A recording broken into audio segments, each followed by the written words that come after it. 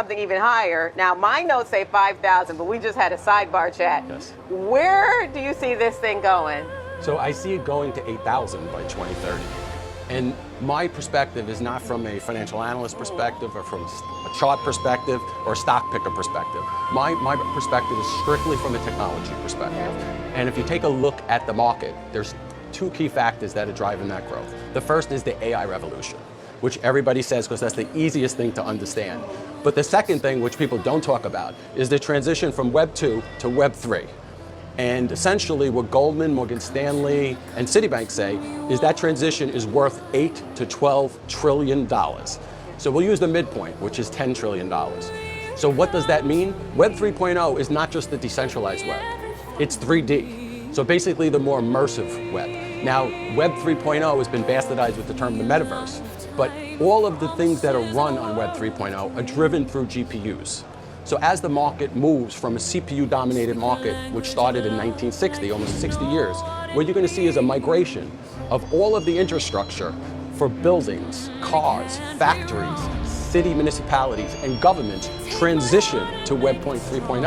And NVIDIA drives all of that. So what's that worth? That's worth trillions upon trillions. So, statistically speaking, NVIDIA controls about, or has captured more than 90% of, say, the addressable AI market. So is the expectation is that the growth is going to be even beyond that? So actually, I'm actually assuming half NVIDIA's growth to get to the $8,000 target. And I'll take you through it. So essentially right now it's at $800 a share. We'll just keep the numbers even.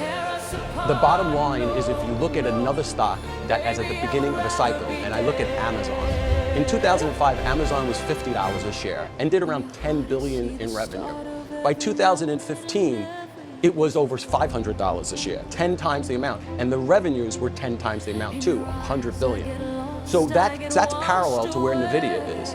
Because if NVIDIA was to capture just half of what they capture now in the AI market, they would go to $600 billion, which means their stock price would go to 10 times that, which would be 8,000. So that's very, very simple math that you can do to see what the opportunity is. But what I think people are underestimating, I know when Sam Altman talks about, there's a $7 trillion investment in chips required.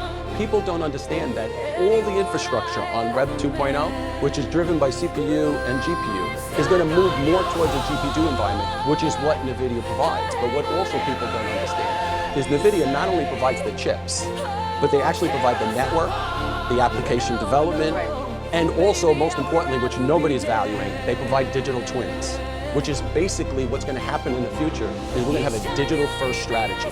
So what does that mean? That means you build things digitally before you build them physically. It's the complete opposite of what happens today. In fact, BMW builds their factories as a digital model. They run simulations in the digital model, and they train their robots, and then they build the factory. So all construction, all building operation, all building maintenance is going to be moving to GPU chips. So what everyone says, or the experts in the space say, we are early in terms of this AI frontier, the Gen AI space. What inning are we in? We're in the first inning. The first inning. The first inning. That's it. That's Even it. though when you talk about some of this stuff has been around since the 60s or 70s. So how can it still be considered the first inning? So let's talk about that. What's been around since the 60s is CPU. And IBM created CPUs, which back in the 1960s. And CPUs are single processing. GPUs was created for gaming by NVIDIA in 2017, 18, 19. Then people started only beginning to penetrate the use, as you can see in Tesla cars, Mercedes, Amazon using it in their factories. Now what you're seeing is that penetration is like 1-2%. I talked to all the CEOs at buildings, at factories. They barely understand the impact of AI. What's going to end up happening is, and I'm sure you've spoken to the CEO of NVIDIA, he actually says that it's 1,000,000 times the benefit to use GPUs as opposed to using a CPU combined. Why is that? I actually will just go with 100. But the bottom line is that people are going to choose the GPU chip combined with embodied AI to run buildings, to run factories, to drive cars, to drive ships.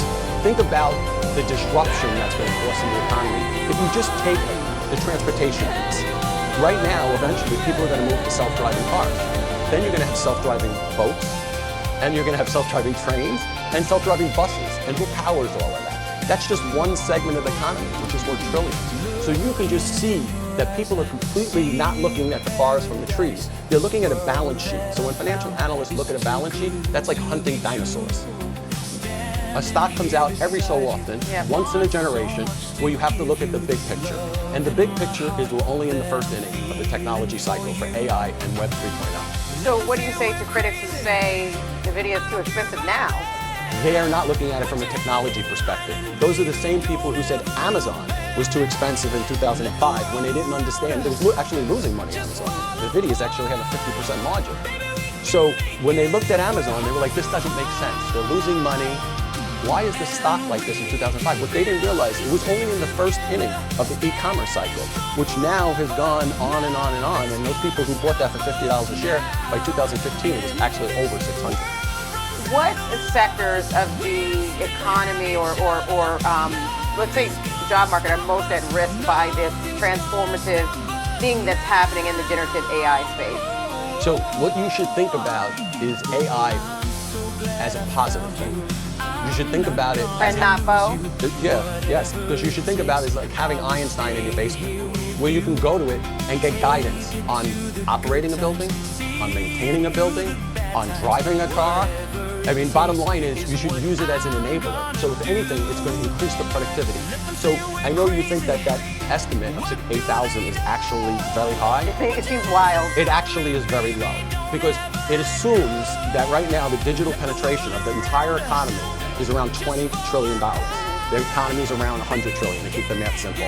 Half of that is what they're going to say is going to become immersive, or basically Web 3.0. What we're saying, so my estimate is based on only keeping 20 trillion out of 100 trillion. I believe with a digital-first economy, where people will build things digitally, people will run things digitally, that 20% can actually go to 30 million, 30 trillion, or 40 trillion, because I think digital will penetrate more of our lives with AI as an enabler.